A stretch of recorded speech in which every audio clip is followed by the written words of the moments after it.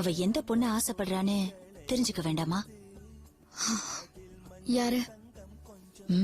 அப்படி கேளு. நீ நிரந்தரமா அவளை பிரியக்கூடாதுன்னு நினைக்கிறா. உரிமையோட நீ அவ வீட்டுக்குள்ள கால் எடுத்து வைக்கணும்னு நினைக்கிறா. புரியல? கார்த்திகை கல்யாணம் பண்ணிக்கிறியா? நீ ஊன்னு சொல்லு. ரங்கநாயகி உன்னை தலையில தூக்கி வச்சு கொண்டாடுவா. ரங்கநாயகி ரொம்ப நல்லவர். அவ சந்தோஷத்தை நம்ம பாத்துக்கணும்ல. அவ ஆசைய நம்ம நிறைவேற்றணும்ல. ப்ளீஸ், நான் சொல்றத கொஞ்சம் கேளுங்க. மேடம் வீட்டுல விளக்கேத்து வைக்கிற தகுதி எனக்கு இல்ல. என்ன நீ என்ன சொல்ல வர? ப்ளீஸ் அக்கா, நான் சொல்றத கொஞ்சம் புரிஞ்சுக்கோங்க. நான் மேடமோட ஃப்ரெண்ட். மருமகங்கிற உறவை விட நட்பு ரொம்ப புனிதமானது. எந்த காலத்துல அவங்க வீட்டுல உரிமையோட நுழையணும்னு நான் நினைக்கல. அன்போட நுழையணும்னு தான் ஆசைப்பட்டேன். மருமகள் ஆயிட்டேன்னு வச்சுக்கோங்க, நிறைய எதிர்பார்ப்புகள் வந்துடும். நான் இப்படிதான் நடக்கணும்னு அவங்க ஆசைப்படுவாங்க. அவங்க இப்படிதான் இருக்கணும்னு நான் ஆசைப்படுவேன். எதிர்பார்ப்பே இல்லாத ஒரே ஒரு உறவு நட்பு தான். அதுல ஏமாற்றம் இருக்காது, பிரிவும் இருக்காது. அவங்களோட கடைசி வரைக்கும் நான் ஃப்ரெண்டாவே இருக்கணும்னு நினைக்கிறேன். மருமகளாக்கி எங்க 2 பேரையும் பிரிச்சிடாதீங்க ப்ளீஸ். அது இல்ல, நான் என்ன சொல்ல. சாரி, ஏதோ பேசிட்டு இருக்கீங்க போல இருக்கு. நான் அப்புறமா வரேன். இல்ல ரங்கா, நீ இரு. சாரி, உங்க ஃப்ரெண்டு ரங்கான்னு கூப்பிட்டுட்டேன். நீ இப்படி கூப்பிடுறது எனக்கு ஏற்கனவே தெரியும். இங்க வா.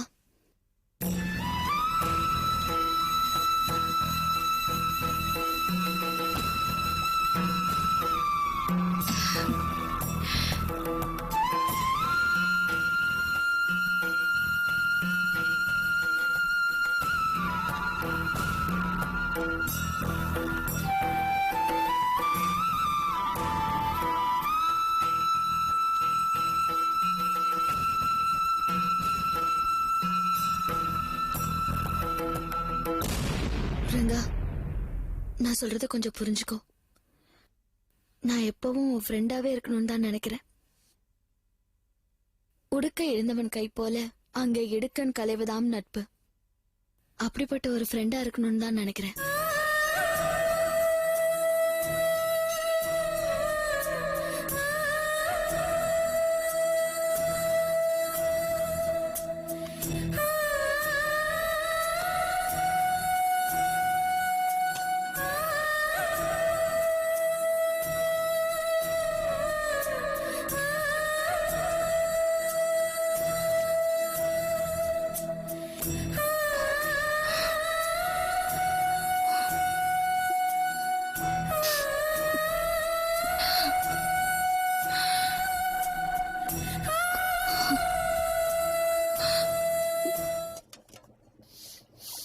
கீதா, என்ன அவியல் ஒரு மாதிரி வாசம் வருது?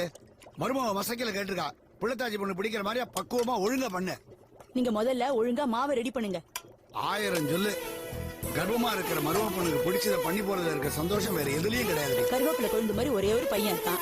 அவனுக்கு குழந்தை பிறக்க போதுன்னா நமக்கு சந்தோஷம் இல்லையா? கண்டிப்பா. என்னம்மா டிபன் ரெடியா? அடை அவியல் ரெடி. அடை அவியலா?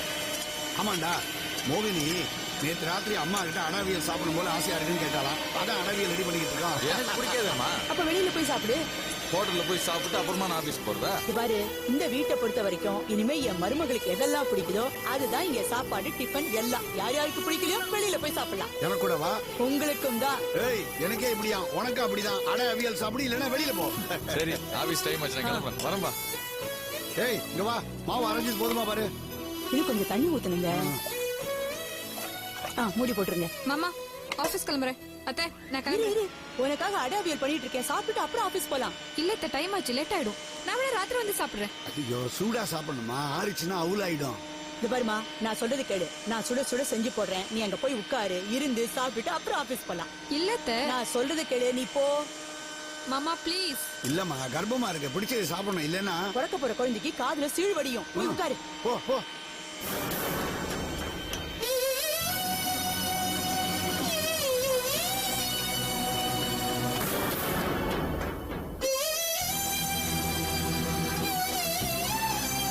அரைச்சது போதுமா, இன்னும் அரைக்கணுமா? போதும் போதும், சரியா எடுத்துருவா. எடுத்துருங்க. சரி, எடுத்துறேன்.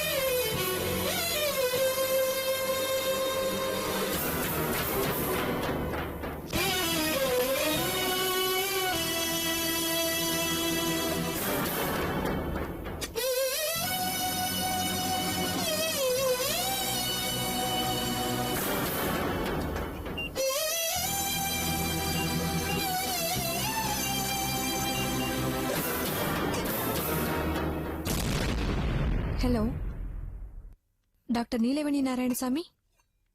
S, madam, I'm calling from T Nagar. I'm Sangeetha. சொல்லுங்க. நான் ஒரு ஒர்க்கிங் லேடி. நான் கன்சீவ் ஆயிருக்கேன். I want to abort it. உங்க கிளினிக்ல அபார்ட் பண்ணுவீங்களா? இது எத்தனாவது குழந்தை உங்களுக்கு? First baby. ஐயோ, முதல் குழந்தைனா சட்டப்பிரகாரம் தப்புமா. என்னால அபார்ட் பண்ண முடியாது, ப்ளீஸ். தேங்க்யூ.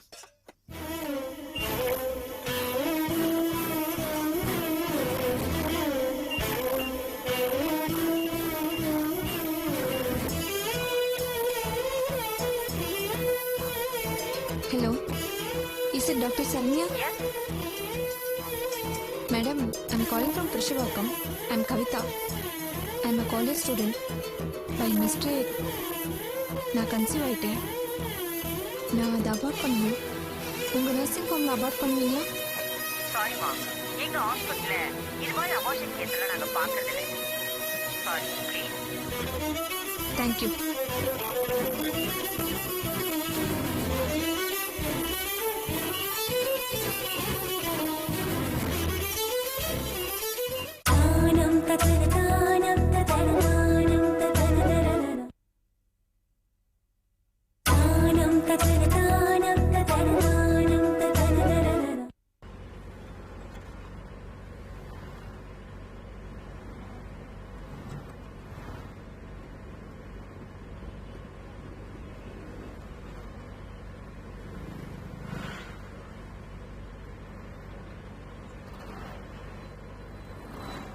என்ன தீபா, பேசாமலே வரீங்க?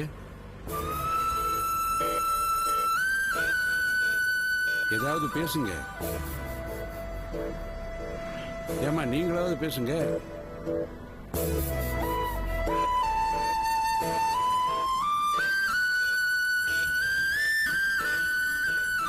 ஏன் தீபா பேச மாட்டேங்கிற? ஏமா நீங்களும் பேச மாட்டேங்கிறீங்க? ஏதாவது நல்ல பாட்டு போட்டுமா? மனசு விட்டு பேசணும்மா. ஒன்றும் பேசாம மனசுக்குள்ளே வச்சிருந்தீங்கன்னா அது ஒரு நாளைக்கு பூவம்மா மாதிரி வெடிச்சிடும். எனக்கு இப்படிலாம் இருக்க முடியாது. யாரையாவது திட்டன்னா திட்டிடுவேன், அன்பு செலுத்தணும்னா அரவணைச்சுப்பேன். நீங்க அரவணைக்க போறீங்களா இல்ல திட்ட போறீங்களா? திட்டதான் போறேன்னு. தீபா, ஏன் என் பிள்ளைய கல்யாணம் பண்ணிக்க மாட்டேன்னு சொன்ன? உறவா இருக்கிறத விட ஃப்ரெண்ட்ஷிப்பா இருக்கிறதா நல்லதுன்னு சொன்னியாமே. மருமகளா வந்துட்டா நான் உன்னை குடும்பப்படுத்துவேன்னு பாத்தியா? நீ யாரு என்னன்னு கேட்டு உன்னை ரொம்ப கஷ்டப்படுத்தி துன்புறுத்துவேன்னு நினைச்சியா? உன்னதான் கேக்குறேன். ரங்கா, நான் உன்னை விட்டு பிரிய கூடாதுன்னு நினைக்கிறேன். உறவுன்னு ஒண்ணு வந்துட்டா பிரிவு நிச்சயம். நட்பு மட்டும்தான் எந்த காலத்திலயும் உலகமே அழிஞ்சாலும் பிரியாது.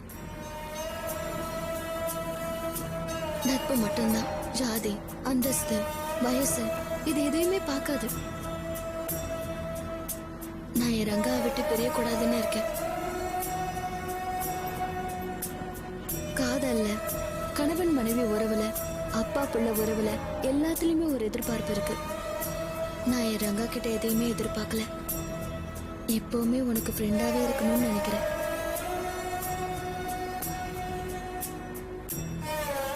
ப்ளீஸ் என்ன உன் மருமகளாக்கி உன்கிட்ட இருந்து என்னை பிரிச்சிடாத ப்ளீஸ். தீபா, அம்மா அதுக்காக சொல்லம்மா.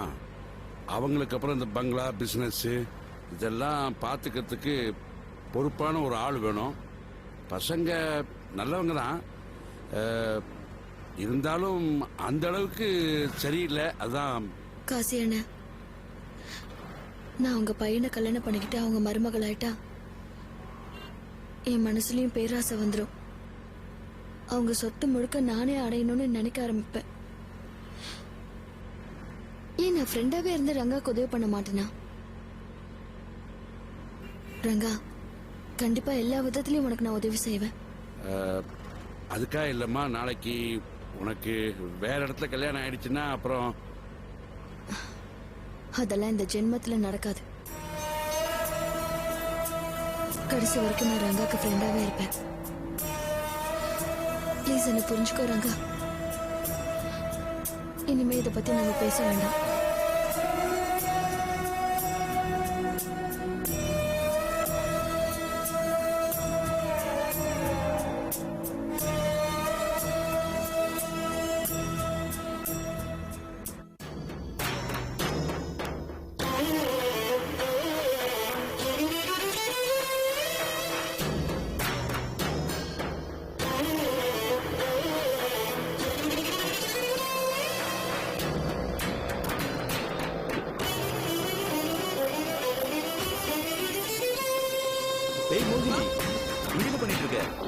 Hi Barney.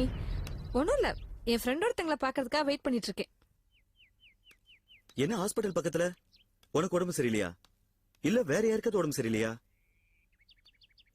ஆமா, சித்ரா நீ கர்ப்பமா இருக்கேன்னு சொன்னாலே, ஏய் பர்னி, செக்கப் வந்தியா? இங்க வா, சத்தம் போட்டு பேசாத.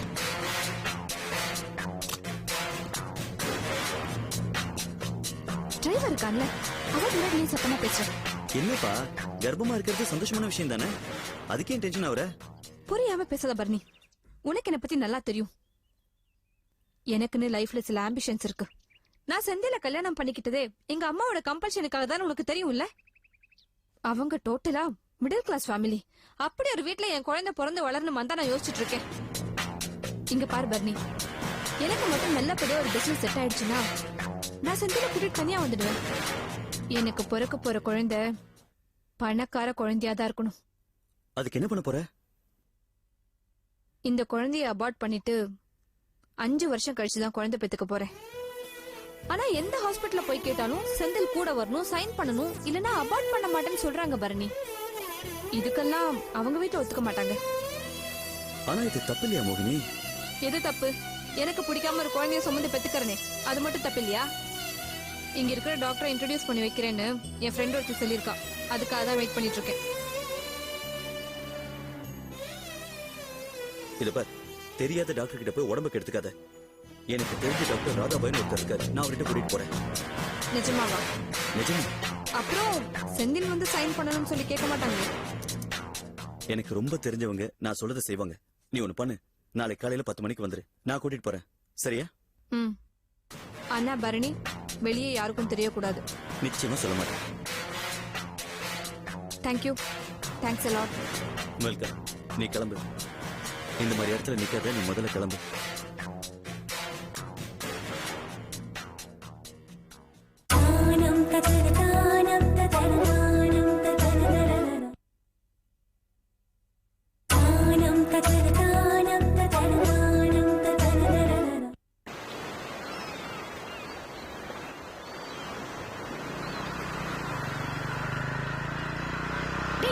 கார்த்திக், வண்டி நிறுத்துறா. வண்டி நிறுத்து. நிறுத்துங்கறல. டேய், என்னடா அது? இவ்ளோ வேகமாவா வண்டி ஓட்டுவ? நீ தானே என் கூட வண்டியில வரணும்னு ஆசைப்பட்ட, அப்புறம் என்ன? அதுக்காக இவ்ளோ வேகமாவா வண்டி ஓட்டுவ? ஏதாவது ஆயிடுச்சுனா? இந்த கார்த்திக்கு ஒண்ணும் ஆகாது, புரியுதா? சரி சரி, டைம் ஆகுது, கிளம்பலாமா? நிறைய வேலை இருக்கு. உன்கிட்ட கொஞ்சம் பேசணும்டா, வா உட்கார்ந்து பேசலாம்.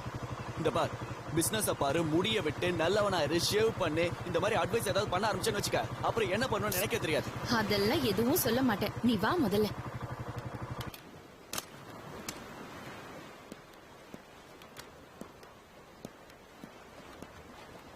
உட்காரு.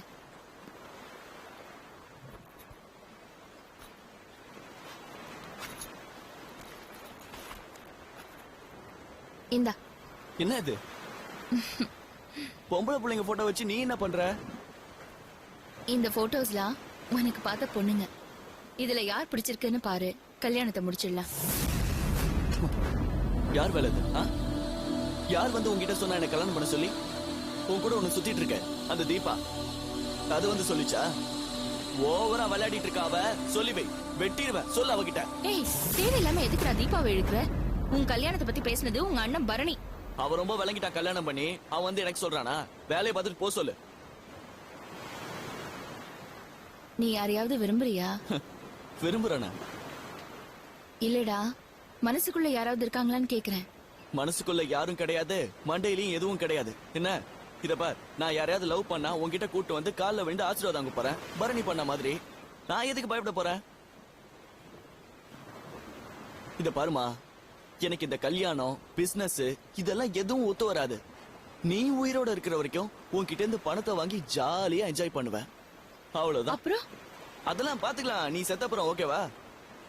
ஓகே ஓகே, அவ்வளவு சீக்கிரம் நீ சாக மாட்ட. வா போலாம். டைம் ஆயிடுச்சு, ஃப்ரெண்ட்ஸ் எல்லாம் வெயிட் பண்ணுவாங்க. வா வா வா வா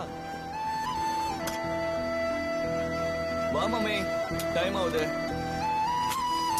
வா உட்கார் உட்கார் உட்காரு. கார்த்திக், ஏன்டா இப்படி எல்லாம் பேசுற? வேற எப்படி பேச சொல்ற? நீ அப்படித்தானே பேசுற. உட்காரு உட்காரு, சென்டிமெண்ட் எல்லாம் போடாத. உட்காருமா.